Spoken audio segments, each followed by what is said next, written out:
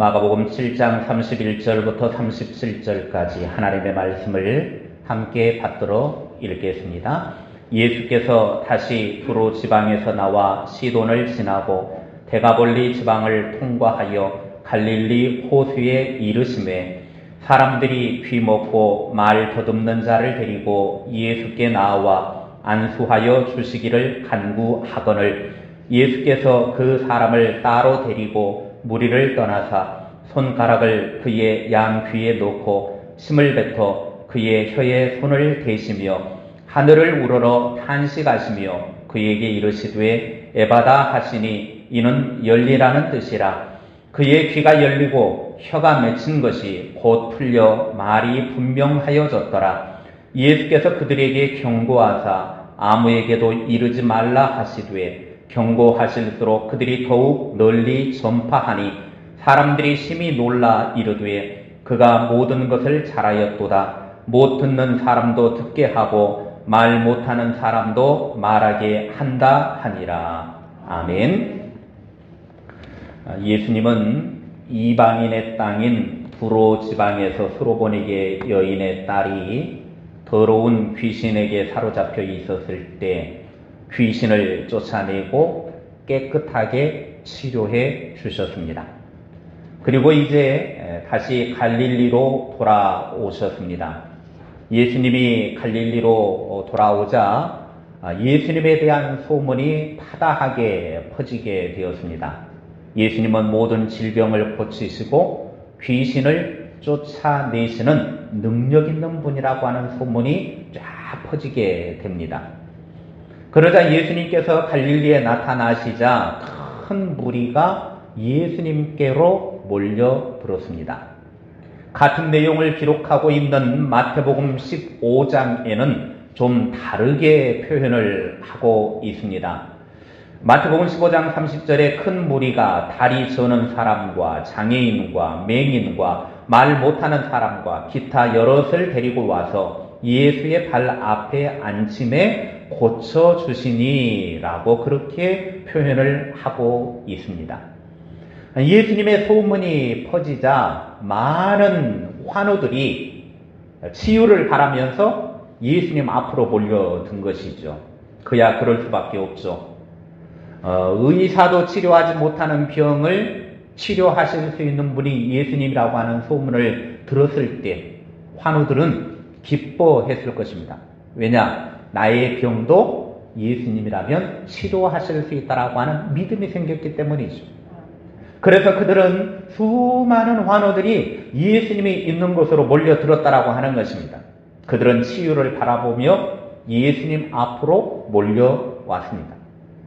특히 오늘 본문 32절의 말씀에 보면 사람들이 귀먹고 말을 더듬는 사람을 예수님께로 데리고 왔습니다.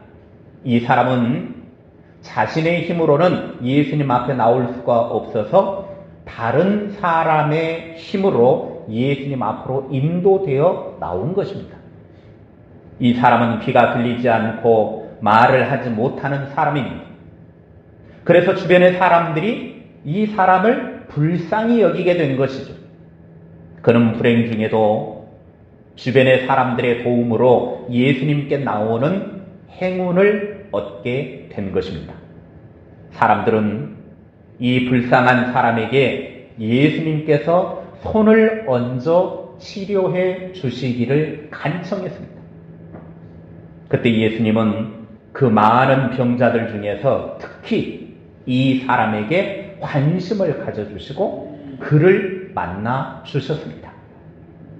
예수님은 그 장애인을 따로 데리고 나가셔서 손가락을 그의 양쪽 귀에 넣으셨습니다. 그리고 잠시 후에 손에다 침을 뱉어가지고 그 손으로 그의 혀를 만져주셨습니다. 그리고 하늘을 향하여 우러러 보시며 슬퍼하시면서 에바다 라고 말씀하셨더니 그의 귀가 열려서 듣게 되었고 그의 혀가 풀려져서 제대로 말을 하게 되었습니다. 에바다, 그 뜻은 열려라, 열려라. 예수님께서는 귀가 먹고 말을 못하는 사람을 향하여 열려라 라고 말씀하셨더니 이 사람이 귀가 열려서 듣게 되고 그의 혀가 풀려서 말하기 시작하였습니다. 말 못하고 듣지 못하고 살았던 그의 비극이 마무리되는 순간이었습니다. 오늘 이렇게 기적적인 치료가 일어난 것처럼 여기에 있는 우리들에게도 동일한 에바다의 은혜가 있기를 주님의 이름으로 축원합니다. 우리에게도 하나님의 치유하심과 하나님의 회복하심의 역사가 나타나기를 주님의 이름으로 축복합니다. 막혔던 귀가 열려서 듣게 되고 맺힌 혀가 풀려서 분명하게 말하게 된 동기가 무엇일까 하는 것입니다. 첫째, 중보 기도의 힘 때문입니다. 오늘 마가복음 7장 32절에 이렇게 말씀하고 있습니다. 함께 읽겠습니다. 시작. 사람들이 귀먹고 말 더듬는 자를 데리고 예수께 나와 안수하여 주시기를 간구하거늘. 아멘.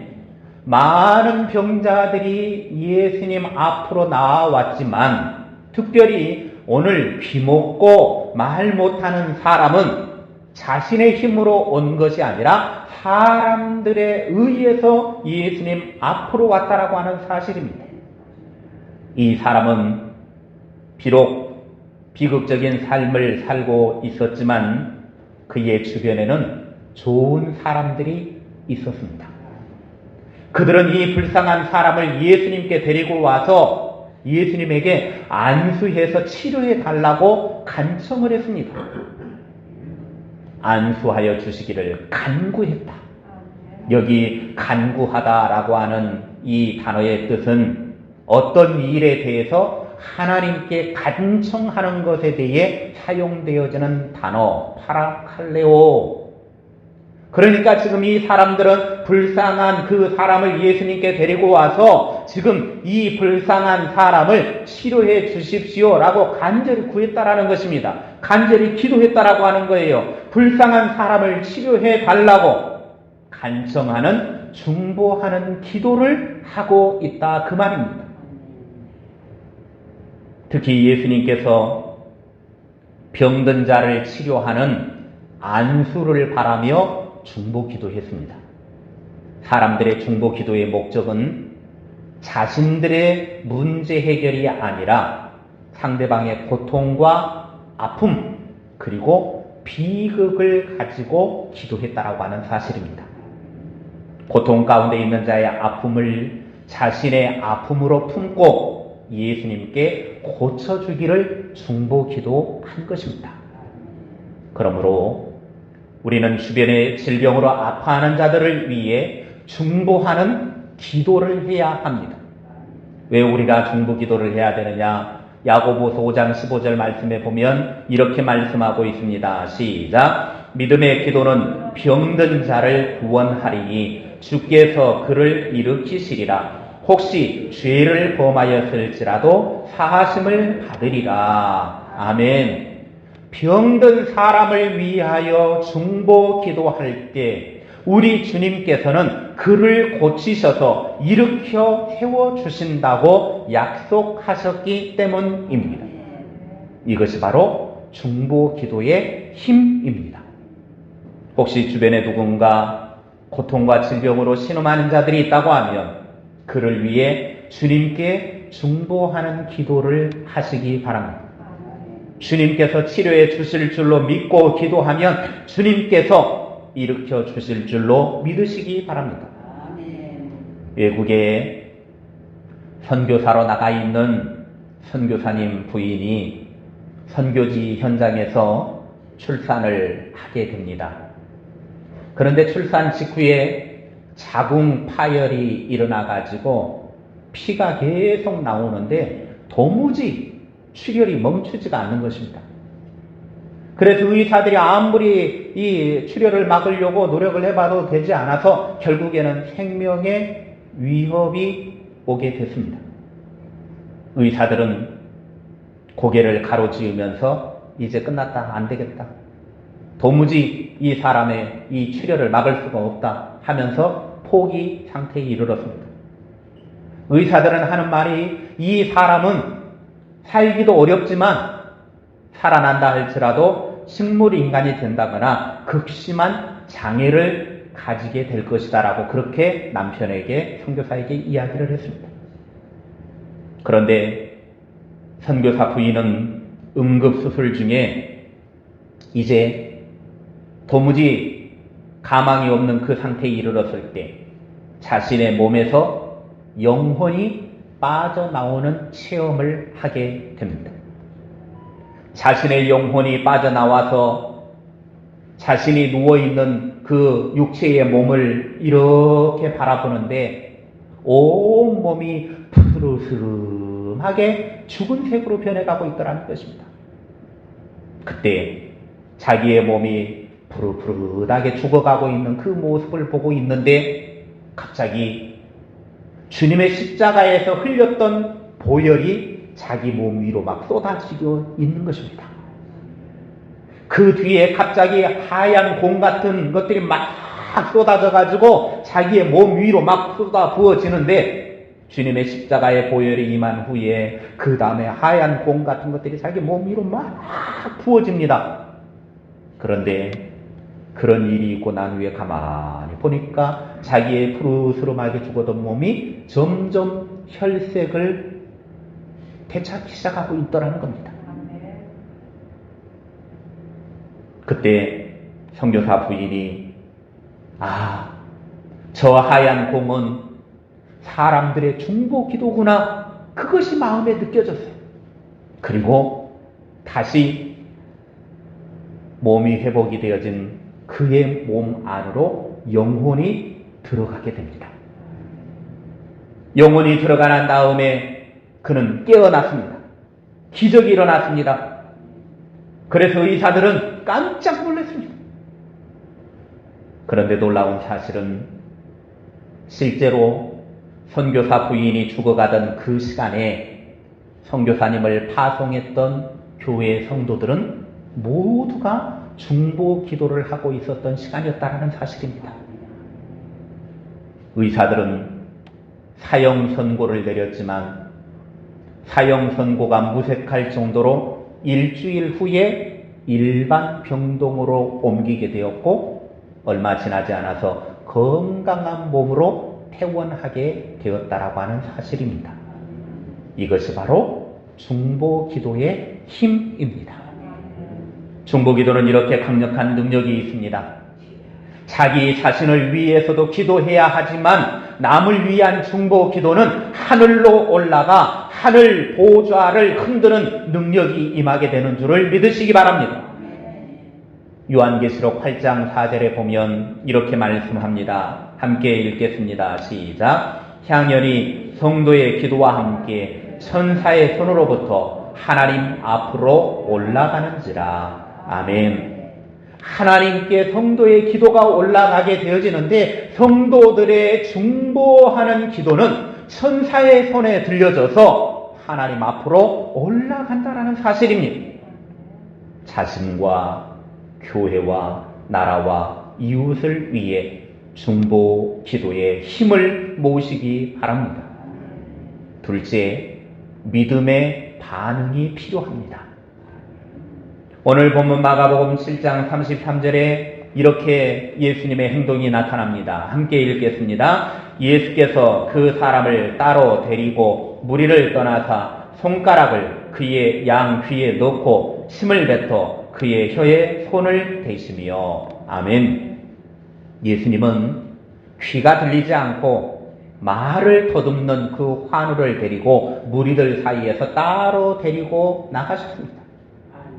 그리고 난 다음에 그의 예수님의 손가락을 양쪽 귀에 그 사람 귀에 집어넣고 그리고 손에다 침을 뱉어가지고 그 침 묻은 손으로 그의 혀를 만져주셨습니다. 이것은 적절한 치료의 방법이 아닙니다.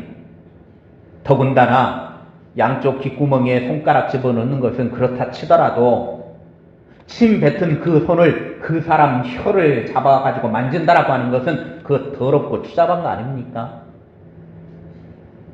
그런데 말도 안 되는 방법으로 치료를 하는 것입니다.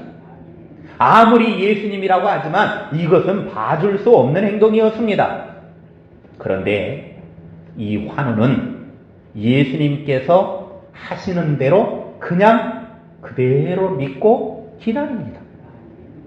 이 환우에게는 지금 예수님이 완전한 치료자라고 하는 것을 믿고 예수님께서 하시는 대로 그냥 내버려 둔 것입니다. 이것이 믿음입니다. 믿음은 내가 판단하는 것이 아니에요. 내 방식과 내 지식과 내 경험을 내세우려면 예수님 앞에 나올 필요가 없어요. 그냥 자신의 방법으로 하면 됩니다. 그러나 예수님을 믿는다면 최고의 의사이신 예수님께서 하시는 대로 믿고 맡기는 것입니다. 치료자 되시는 예수님께 맡겨야 고침을 받을 수 있습니다.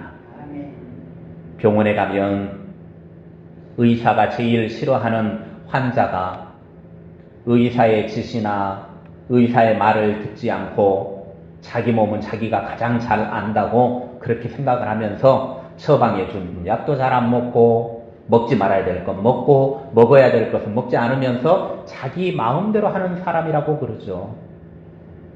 그러려면 뭐 하려고 의사를 찾아갑니까? 그냥 내 하고 싶은 대로 하면 되는 거죠. 우리 신앙인의 큰 문제도 자기가 의사인 것처럼 착각하는 것입니다. 나 자신을 영적으로 바로 진단하지도 못할 뿐더러 자신의 상태를 잘 모르면서도 자신만의 정해놓은 기준을 가지고 판단하는 것입니다. 소아마비와 천식을 알아서 촛불 하나도 자신의 힘으로 끌 힘이 없는 아이가 있었습니다. 그 아이가 11살 되던 해에 아버지가 아들에게 이렇게 말했습니다. 네가 전능하신 하나님을 참으로 신뢰한다면 오히려 너의 장애 때문에 모든 사람이 너를 주목할 것이고 너는 역사에 신화 같은 기적을 남기는 놀라운 삶을 살 수 있을 거야. 절대로 낙심하거나 절망하지 말고 하나님을 믿고 살거라. 이 꼬마 아이는 아버지의 말씀을 듣고 그의 인생을 만들어 가시는 하나님에 대한 믿음을 갖게 됐고 그 믿음을 점점 키워나가기 시작했습니다. 자신은 비록 천식을 앓고 있어서 몇 발자국 걷는 것도 힘들고 고통의 삶이었지만 하나님은 내 인생을 통해서 뭔가를 하실 거야. 믿고 살아갔습니다. 그는 믿음대로 23세가 되던 해에 뉴욕주를 대표하는 의회 의원이 되었고 그 후에는 뉴욕 주지사가 되었고 부통령을 거쳐서 미국의 역사에 가장 어두웠던 시절에 미국의 신화를 재건하는 대통령이 되었습니다. 1906년에는 노벨 평화상까지 수상했습니다. 이 사람은 바로 루즈벨트 대통령입니다.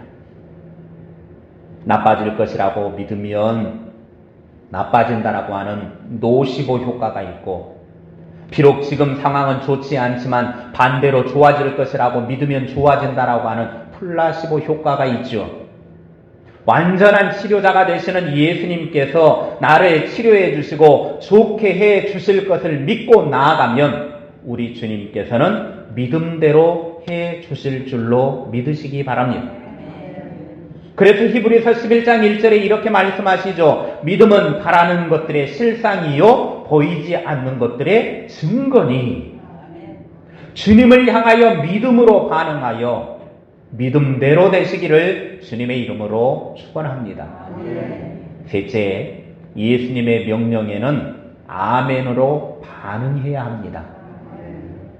오늘 본문 7장 34절에 예수님이 이렇게 하나님 앞에 기도하시면서 말씀하십니다. 하늘을 우러러 탄식하시며 그에게 이르시되 에바다 하시니 이는 열리라는 뜻이라.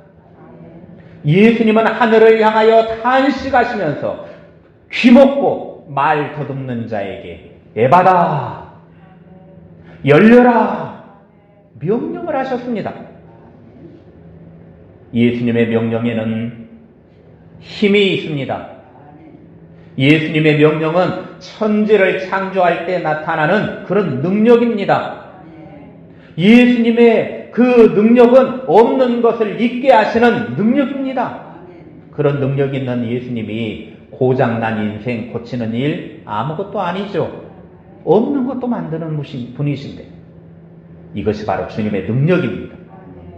우리 주님께서 열려라 명령하셨을 때 아멘 하고 반응하면 되는 거죠. 다른 말 할 필요가 없습니다. 왜 귓구멍을 쑤시고 그럽니까?